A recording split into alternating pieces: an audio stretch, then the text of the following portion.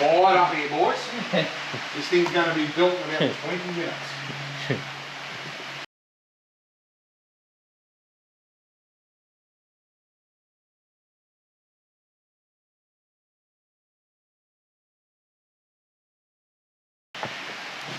Good evening, viewers.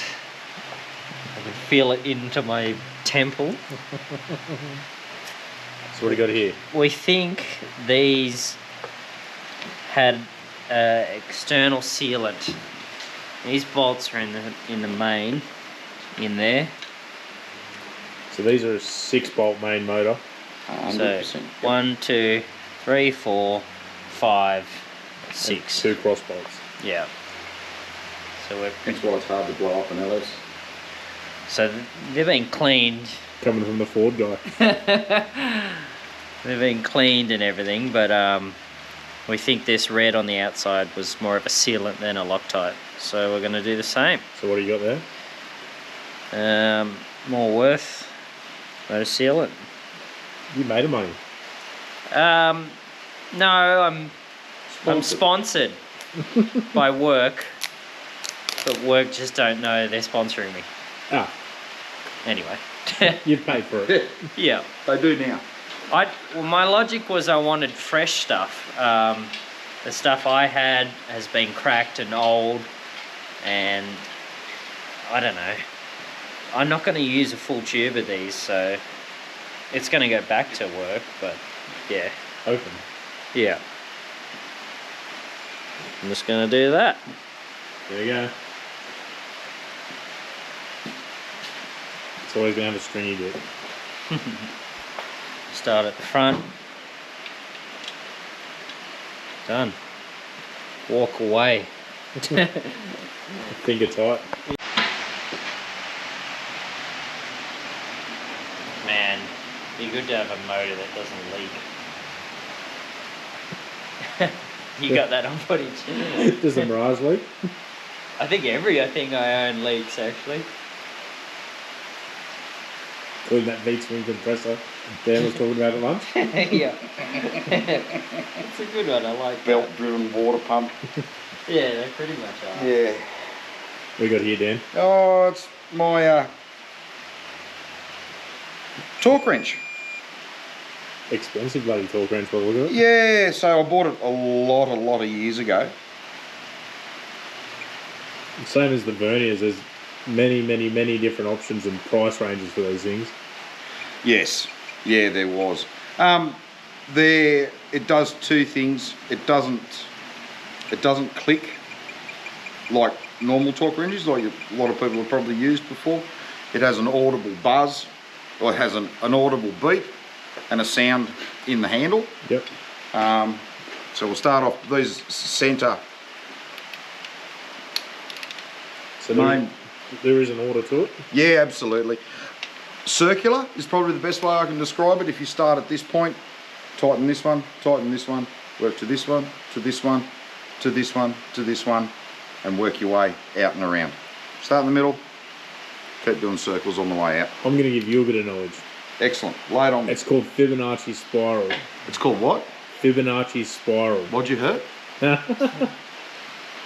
Right. That's the only thing I remember from motor maintenance. Fibonacci spiral. Is that right? Yep. It's a legit thing. Yep. Is he full of shit? I don't know, I can't tell. He's probably going to have to edit that out, sorry. Fact check me. No need, mate, no need. Alright. Yeah, and you just wind it on. You can see the gauge going up. The good thing, the reason why I bought this torque wrench is because a lot of times to get a perfect torque on something, you should try and do it in one throw. Yep. Whereas this one, you can work your way up to it. It beeps when you're getting close.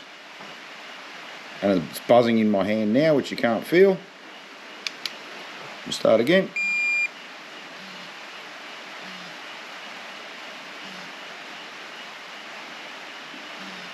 £60 foot-pound was the number that I've set it to. And that's a smidge more.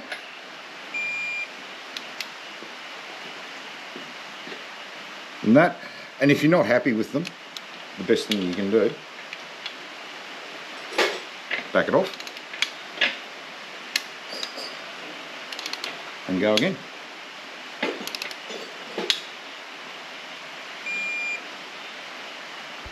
So it's very, very accurate.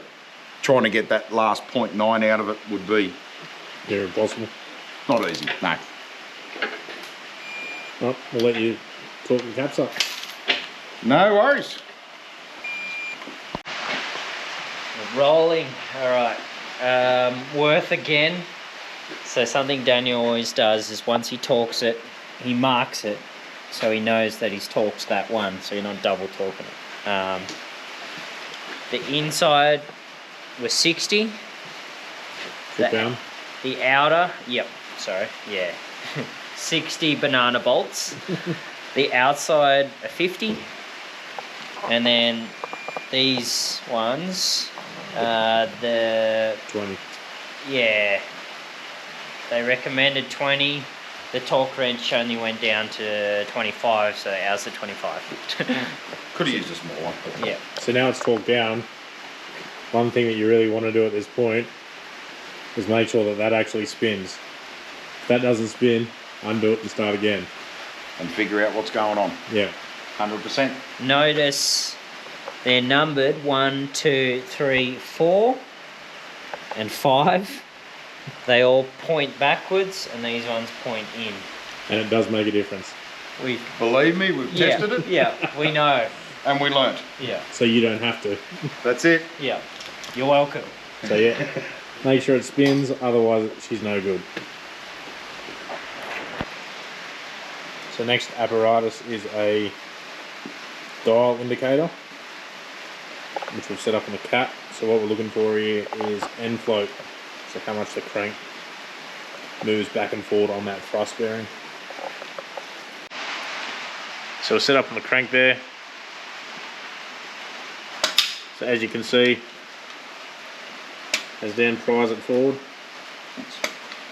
Sort of. you can see the crank move forward.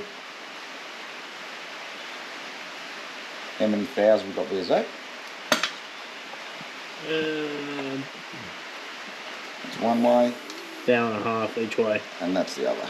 Thou and a half. 3 Yeah. thou. 3 thou. Good job. That's enough for the oil to get out. Sounds like the specs for Nick. Absolutely. Where are we up to, Dan? Rings. You got a piston and rings. Piston and rings. That's it. So another thing you need to check. Piston off the ring sits around the piston like so. When it's inside the bore, it closes up. You need to have a gap in there. It's called the ring end gap. Rule of thumb is 4 thousandths of an inch per inch of bore. So these LS's, most of the V8 stuff, have a 4-inch bore roughly. You use your piston to set the ring squarely in the bore, like so. So we're looking at, we've got a feeler gauge here of 16 thou, one of 18 thou, one of 20 thou. So the range given by the engine builder is 16 to 20. We've got a beautiful fit there on the 16. I dare say that on this one the 18 will not go in. It did actually, and it hasn't moved the ring. You will feel tension on it when you do it, as long as that ring doesn't move. And I can guarantee you the 20 would not go in there. So we're right within the, it definitely will not fit in there easily. So we're right within the range, which is really good. So there's a top ring, a bottom ring, top piston ring, secondary, top secondary ring. Third one down the bottom is the oil rings, the oil scrapers. So we've just got to check all 8 pistons twice. Yep. And away we go. Alright. Now I'm putting in new bearings, but 300,000, brand new, standard as well is what we've gone. So there's not much difference in the finish, whether you can see that in the camera. Not much at all. You could probably get away with it, but I'm doing it anyway. Another thing that's cool with the way these are made, they're cast as one piece and they're cracked, so they fit. See how the weird sort of line? But when you clamp them up together, it's like a perfect bite. Yeah. Yeah. That rough cast and crack on the inside. Yeah, so it's like ultimate match. That's a set, you know. Yep. And then this is pretty nice too, with no oil or anything. Yeah. Yeah. That's dry, raw dogging. We'll fix that. Okay, that one. Beautiful. All right, fitting piston rings. People? Hi. People. Oil control rings, oil scraper ring, as they call them. I call them all three of them are scrapers. They look like this. They have a very, very thin ring that sits on top and retains them, both top and bottom. Really, really simple process. I got taught many years ago, maybe right or wrong, but you can see the ends of the oil scraper, those points pointing upwards is pointing upwards on the piston. Goes in the bottom groove. Goes in the bottom groove, the third groove of all pistons, all 4-stroke pistons. So at that point, the join in that ring is there. You get your other oil scraper ring, and then from here, roughly a third of the way around, you install it on the bottom side.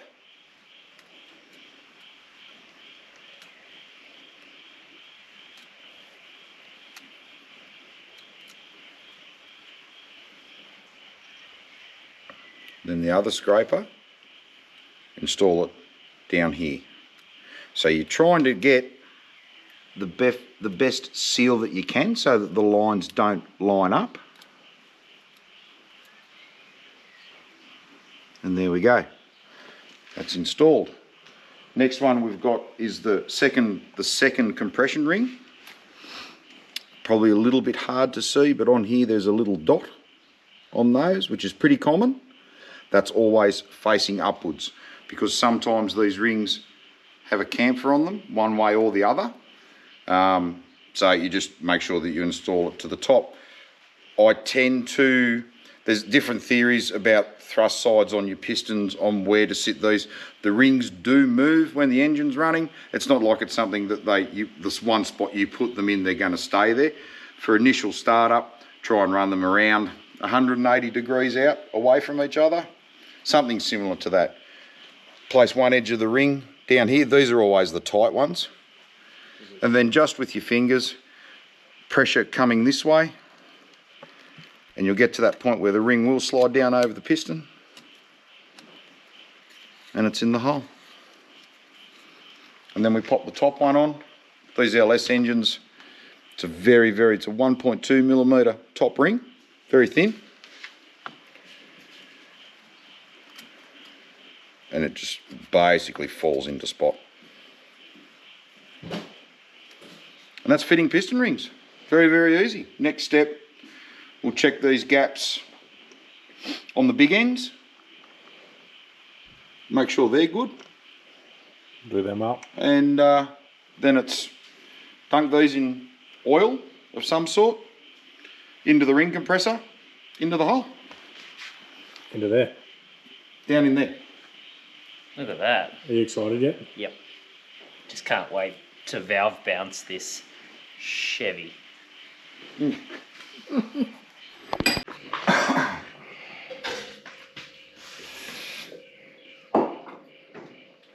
Get in there nice and deep, like boy. I'm fisting that hole. Oh! Wow. Deary me. Mum, don't watch. That's just went south. I wish you could see Zach fingering his belly button right now. That's it. I'm out. All right. What's your red lubricant there, Dad? Mate, it's just ATF fluid. For initial startups on engines, ATF fluid's really, really good. It keeps its viscosity a lot longer than engine oil does. Cheers. And cheers to gut health. Your cult. Yeah. That's not a paid promotion, by the way, either.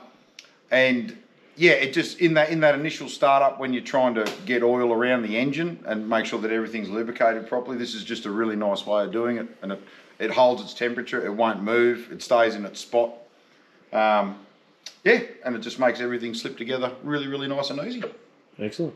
So we give it a dunk, just like so, and make sure that all your rings are sitting nicely and sitting in the position that you wish them to be in, which I do believe we're pretty happy with. I'm pretty happy with.